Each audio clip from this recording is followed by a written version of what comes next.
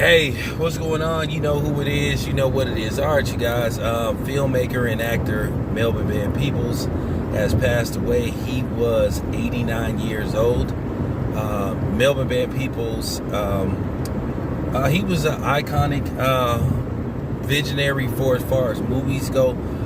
Keep in mind, he self-financed and basically put every penny he had into making the movie Sweetback's Badass Song, which was a street hood cult classic among the black community. It came out, I think, around 1970, 1971, and it featured a cameo appearance by his son Mario Van Peebles, who went on to become a famous actor, movie star. Now he does more directing than he does acting, and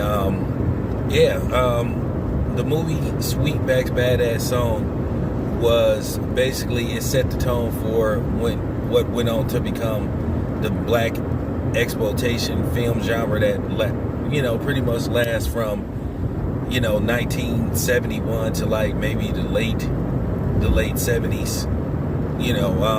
And we all know the meaning of exploitation. So basically, if Sweetback doesn't get made, we may not get Superfly, we may not get the Mac, we may not get, a lot of different other type of black exploitation films. Now, at the end of the day, no matter how you feel about black exploitation movies, whether you like them or don't like them, it paved the way to help, basically put out films and bring notoriety to some of these black actors that were out there.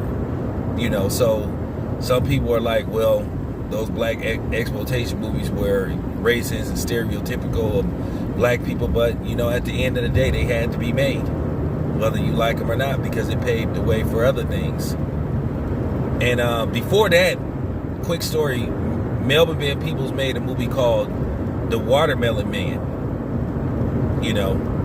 Now, if you haven't seen that movie, that's a very underrated movie.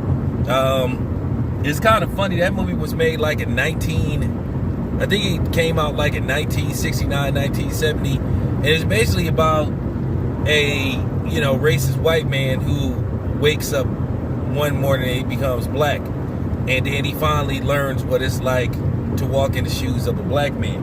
And it has a lot of gems that's relevant to what's going on now. So it's very hard. The movie is very hard to find. Now, if you got Fire Stick, you might can search it and it might can show up, because that's how I found it. I remember Melvin Van Peebles briefly talking about that movie. He directed it and he got into it with Columbia because basically they wanted him to use a different ending, and he didn't use the ending that they wanted him to use. So basically, Columbia reneged on a deal that they had in place for him, a multi-picture deal. But I highly recommend you watch that movie if you can dig it up. It's called The Watermelon Man. Real good movie, man. So just wanted to put that out there. But anyway, rest in peace to the great Melvin Van Peebles. It's your boy Town Biz. I'm out.